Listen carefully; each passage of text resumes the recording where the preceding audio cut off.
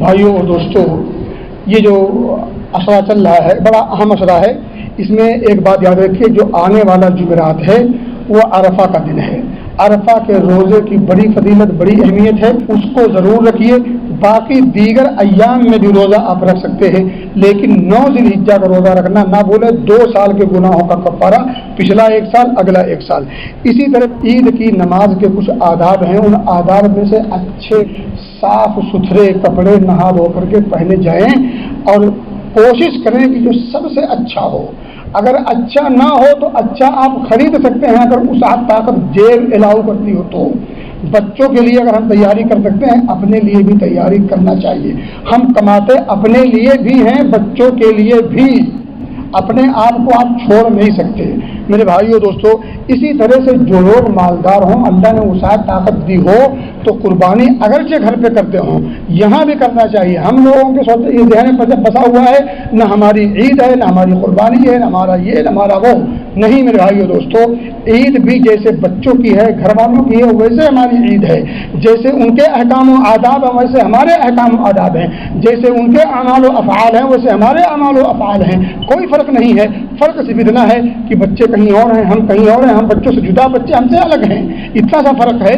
باقی احکام میں، مسائل میں، اعمال میں، افعال میں کوئی فرق نہیں ہے میرے بھائیو دوستو۔ اسی طرح سے تکبیرات کا خاص اہتمام کریں۔ تکبیرات اللہ اکبر لا الہ الا اللہ واللہ اکبر اللہ اکبر للہ الحمد۔ تو تکبیر کچھ مطلق ہیں، یعنی ذی الحجہ کا چاند جب سے شروع ہوا ہے 13 ذی الحجہ کے سورج کے غروب ہونے تک یہ تکبیرات مطلقہ ہیں، مطلق طور پر کہی جائیں گی۔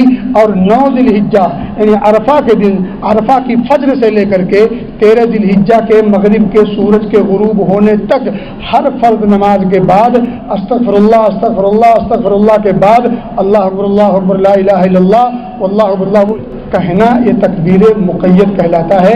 ان تمام چیزوں کا اہتمام کریں۔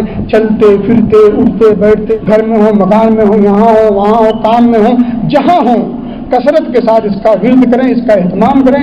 صحابہ کرام بلا وجہ بازار نکل جاتے اور وہ تکبیر کہتے تھے، اور پھر ان کی تکبیر کو سن کر کے لوگ تکبیریں کہنا شروع کر دیتے۔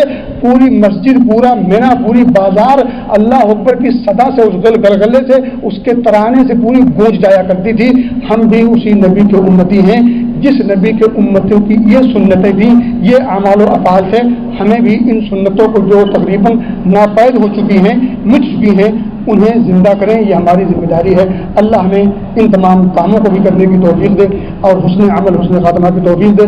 ان فضیلت والے عشرے کی کما حق ہوں، اس کے تقاضے کو پورا کرنے کی توفیق دے۔